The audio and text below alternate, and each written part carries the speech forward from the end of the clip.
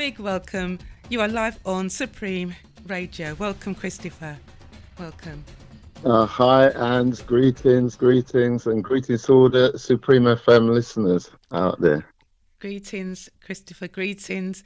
It's been a while. It's been a while since we have had the pleasure of you coming on the show. So, do you remember the drill, the check-in drill? Let's start there. I do. Right, so let's have your number from 1 to 10 and a word of how you're feeling in the moment. How are you feeling right now, Christopher? Right, so I'm feeling relaxed. You're feeling relaxed. That's a good place to start. What's your number? What's your 8. number? You're at an 8.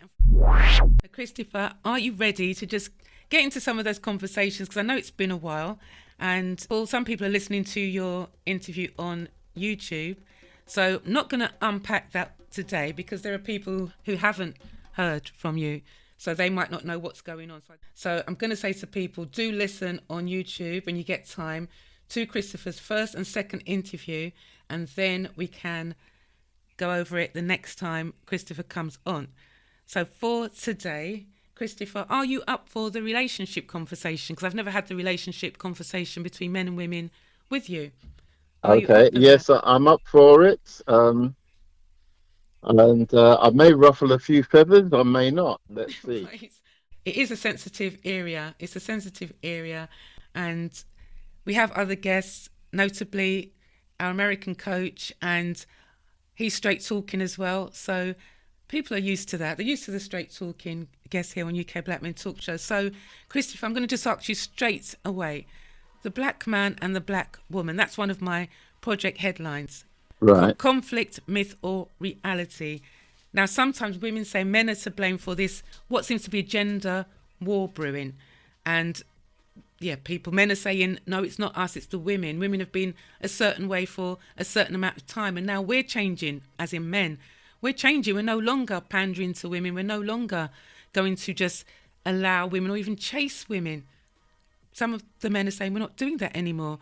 Any thoughts from what I've just said regarding what comes up for you, men and women? Right. Yeah, you go for it. I do think that there's a conflict, and I think it's been engineered.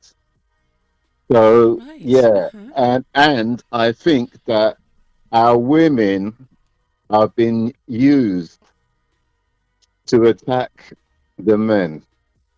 So, I won't outright blame women for, the woes of our community. Obviously, it takes both of us. Yes, yeah. But definitely, those that would rather not see us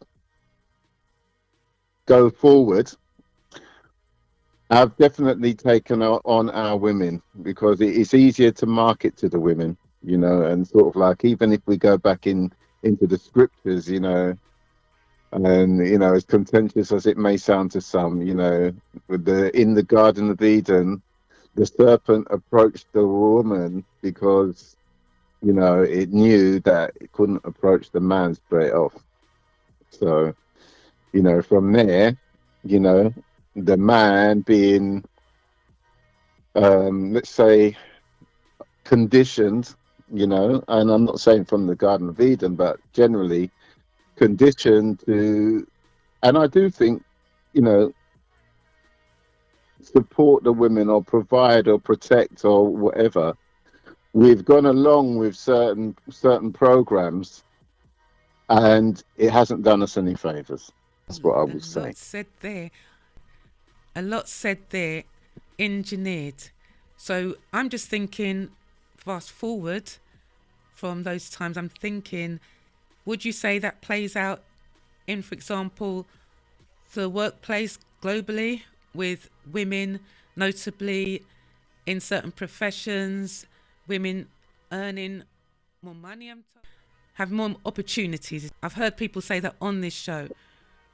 Right. So yeah, in the West, definitely, it seems that the social structure appears to favor the woman. So women have got much greater opportunities for careers, and I mean, not thinking that's necessarily a bad thing. But what has happened is that um, these careers have now become the priority for many women uh, at the what's the word? At the, I'm going to say sacrifice at the moment, sacrificing the community. So women will say, okay, well, I've been told that, yeah, put your career first, don't worry about what your man may think, you got to do this for yourself. And it's become self-perpetuating. So the truth is that in the West, where men are not favored, especially certain groups of men. And I'm not going to say it's just a demographic of, say, Africa and Caribbean, because, it's actually general. I know plenty of Caucasian European men who have found themselves in the very same position of, being put down and put behind. And whether it's real or imagined, the net result is that, there's a lot of men out there who are now, feeling very maligned. That's the word I'm going to use, maligned. It's interesting there what you're saying, because men have come on this show and I've listened to all the conversations out there, Christopher, and what I'm hearing about, and also with regards to Kevin Samuels, a lot of men were listening as well to Kevin Samuels, as well as women going on the shows. Now, they said that Yes. he highlighted and I have to say, if you're a professional woman, no way am I saying all, but there was something around the professional black woman. Is that an unfair stereotype that she is demanding, has to be in control of everything? And I know that a particular guest, I found the clip, and I'm going to share the clip another time, what he said about women, how he experiences the professional woman. Do men talk about that out there, to your knowledge? This Um, controlling woman. I think, the woman has always, or the females, have been brought up to use their attributes in a way that is very manipulative to men. So on the one level, we've got the strong female who's kind of got a masculine kind of trait in a way. But at the same time, they can now use this sort of perceived, oh, I've been hard done by, I'm a victim, to manipulate other men who's, well, because of their kind of protective instincts, will take their side. And, sometimes it works for, but most of the time it works against the community, I think. Right. A lot is said there, Christopher, and we've had these conversations with our guests over time, and just hearing what the men say about women. And I know that you all definitely champion women, and one of our guests said that if men speak up, then they've been told that they're being negative towards women so much. And I'm even cautious when I'm talking, because I know that sometimes it's habitual, sometimes when things are said that maybe people don't like to hear or not ready to hear, and then women react. Not all women do that, we know that, but there Right. is a growing number. That's what men are saying. Men are saying there's a growing number of ladies that just react when men say things that they do not like. Right. Well, it's interesting. I think that, there is this double standard. If men speak out and say what they think, they're, being accused of, like, misogyny and toxic masculinity and stuff. And yet, men are at the same time expected to be the leaders, right? Except that many times it's the woman who wants to lead, and it's not all women. Some women will say, "Oh, I'm looking for a lead, somebody to lead," but it's a very conditional lead. As long as he's doing what I want him to Conversate. do or what I think is the right thing to do, he can lead. But if I disagree with him, then, sorry, there's going to be an issue. So what is it? I mean, do we really want the men to lead? And, as I say, the engineered situation is that we promote these stereotype archetype of the strong black woman Mm. who at the same time has been a victim, so how do we reconcile the two things? Yeah. One of our special listeners, he said that women are easily influenced. He felt they're easily influenced. And that just ties in with you saying that this is all engineered.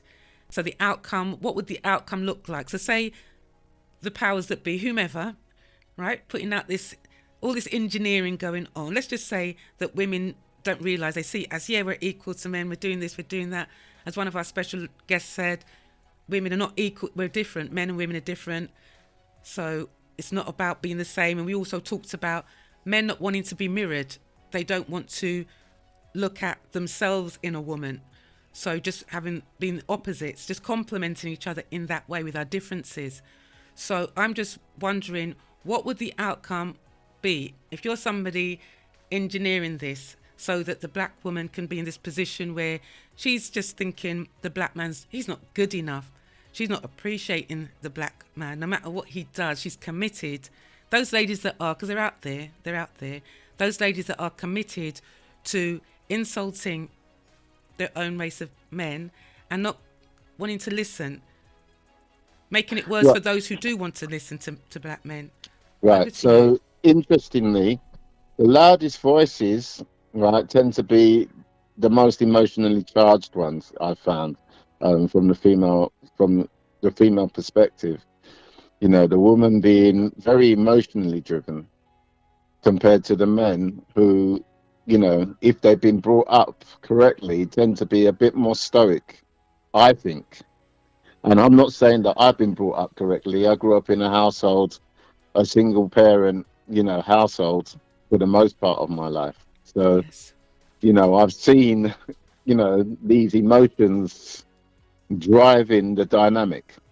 Okay. So, for me, I think that if us as men, what we're going to do, I mean, we're complements, but us as men have got to be able to take charge. And, there's a saying that power cannot be given, it can only be taken.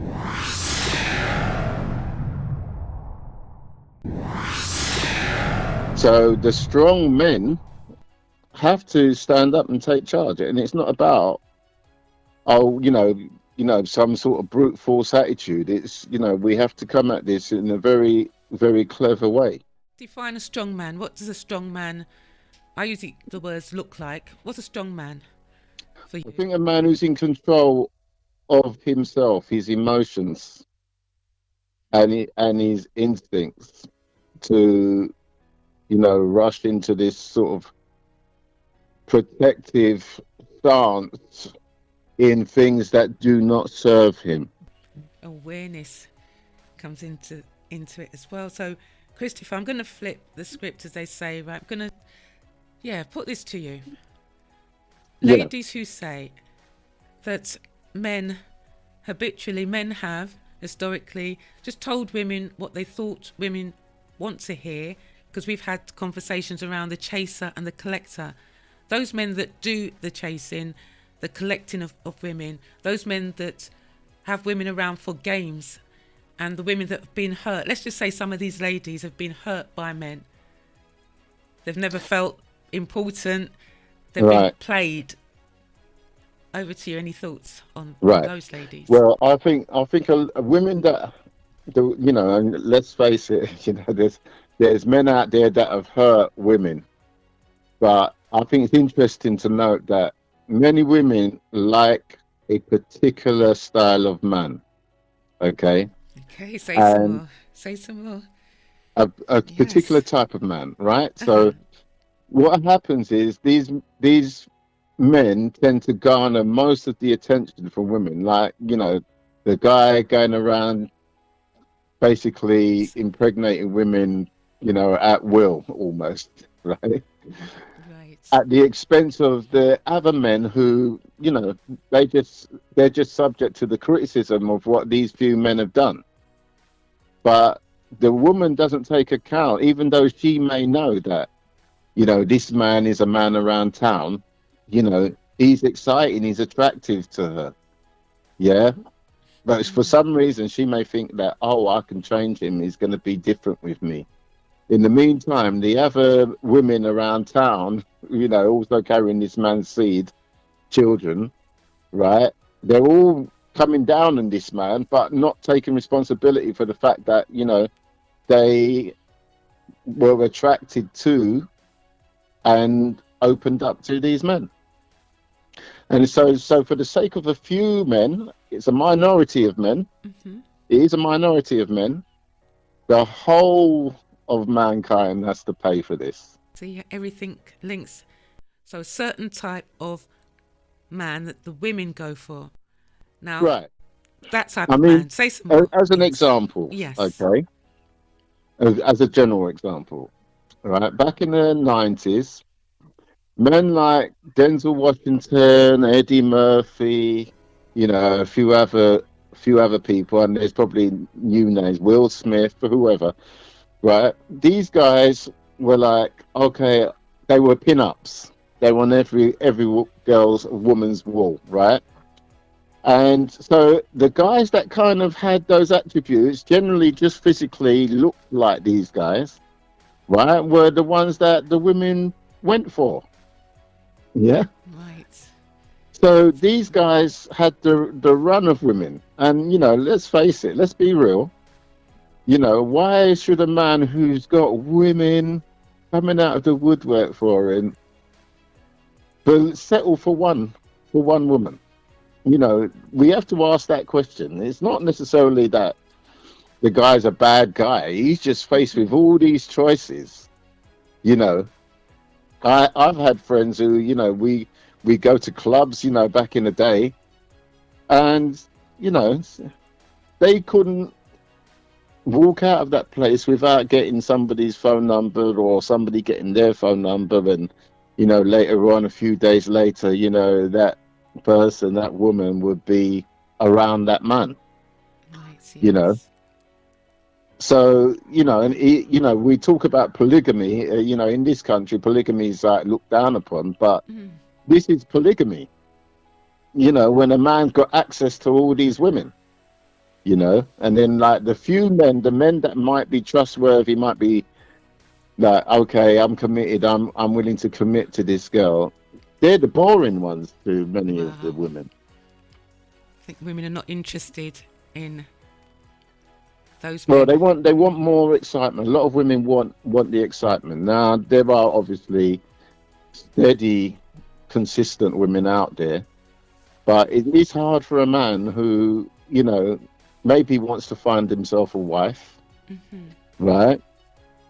When all the women appear to be listening to the same stuff and looking at the same things, And you wanting. know, people and women telling them to be on guard against men.